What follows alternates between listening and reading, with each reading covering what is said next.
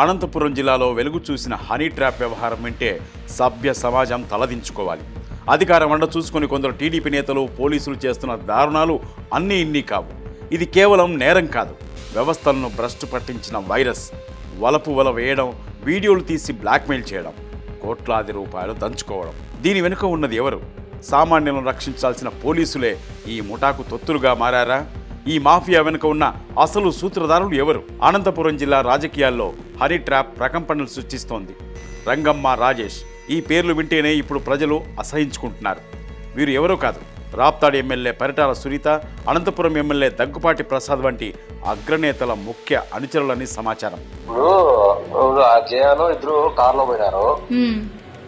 కార్లో పోయిన తర్వాత వెనకాల మనిషిని పంపించింది మళ్ళీ బైక్ లో. కారు ఫాలో అని చెప్పి ఇక కార్ అమ్మడి ఇప్పుడు ఎక్కడన్నా ఓపెన్ ప్లేస్ లో పోయినప్పుడు వెనకట్ల బైక్ వస్తే ఇంకెక్కడైనా డౌట్ రాదా? ఇంకా అంతే కదా, ఇంకా డౌట్ ఖచ్చితంగా వస్తుంది సార్. అందుకని వాడు ఇది మోసం జరుగుతుంది. వాడు మళ్ళీ ఆ ఏరియా వాళ్ళు కనుక్కున్నాడు, ఎవరు ఆ మీద కదని కనుక్కుంటే అప్పుడు మొత్తం అంతా బయలుదేరింది. అప్పుడు వాడు నాకే చెప్తున్నాడు ఇట్లంటా ఎట్లంటా అని చెప్పి. వాడికి ఎవరు చెప్పినారు? డబ్బున్న వ్యాపారులు రియల్టర్లను టార్గెట్ చేస్తారు. అందమైన అమ్మాయిలతో ఫోన్ కాల్స్ చేయిస్తారు. తీరా వాళ్ళ మాయ మాటలు నమ్మి ఏకాంతంగా వెళ్తే అక్కడ నగ్న వీడియోల వేట మొదలవుతుంది. బట్టలు ఊడదీయించి వీడియోలు తీసి కత్తులతో బెదిరించి లక్షలాది రూపాయల ప్రామిసరీ నోటు రాయించుకుంటారు. శ్రీలక్ష్మి అనే ఒక ముద్దాయి ఆమె ఇంటికి తీసుకెళ్ళి ఇంట్లో కూర్చోబెట్టి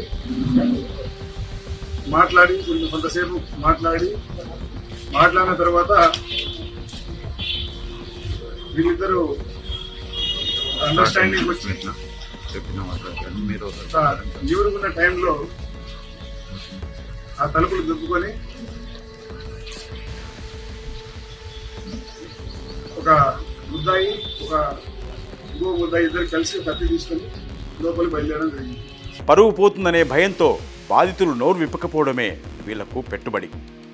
ఒక నేరస్తుడు తప్పు చేస్తే పోలీసులు పట్టుకోవాలి, కానీ ఇక్కడ పోలీసులే ఈ దందాలో కలెక్షన్ ఏజెంట్లుగా మారారు. రాప్తాడు సీఐ శ్రీహర్ష ఈ ముఠాలో కీలక పాత్ర పోషించడం సిగ్గుచేటు.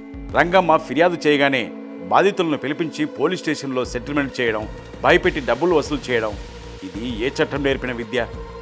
ఇద్దరు సీఏలపై వేటుపడింది సరే, కానీ ఈ పాపం వెనుక ఉన్న మిగిలిన 15 మంది కానిస్టేబుళ్లు, మరో 4 సీఏల సంగతేంటి? కేవలం వీఆర్కు పంపితే సరిపోతుందా? వారిపై క్రిమినల్ కేసులు ఎందుకు పెట్టడం లేదు? ఇక ఈ దందాతో సంబంధం ఉన్న 7 హిల్స్ హోటల్ ఇప్పుడు చర్చనీయాంశంగా మారింది. ఇక్కడే ఎమ్మెల్యే సోదరులు, ముఖ్య అనుచరులు తిష్టవేసి పంచాయతీలు చేసేవారంటే పరిస్థితి ఎంత దారుణంగా ఉందో అర్థం చేసుకోవచ్చు. ప్రభుత్వం మారగానే అధికారం తలకెక్కిన కొందరు టీడీపీ నేతలు ప్రజా సమస్యలను గాలికొదిలేసి ఇలాంటి అనైతిక పనులకు పాల్పడుతున్నారు. ఇది ఒక్క ఉదయ్ భాస్కర్ రెడ్డి కథ కాదు. దాదాపు 20 మందికి పైగా బాధితులు ఈ వలలో చిక్కుకుని విలవిల్లాడుతున్నారు. ఇప్పుడు వరకు 20 మంది విక్టిమ్స్ వీళ్ళ ఇంట్రాగేషన్ లో చెప్పడం జరిగింది. దాంతో దాదాపుగా క్యాష్ ₹1,00,00,000 దాకా, 1,02,00,000 దాకా మాకు ఇంట్రాగేషన్ వీళ్ళు కలెక్ట్ చేసినట్టు తెలిసింది. ఒక వ్యక్తి ఒత్తిడి తట్టుకోలేక ఆత్మహత్య చేసుకున్నాడంటే ఈ ముఠా ఎంత క్రూరమైనదో అర్థం చేసుకోవచ్చు.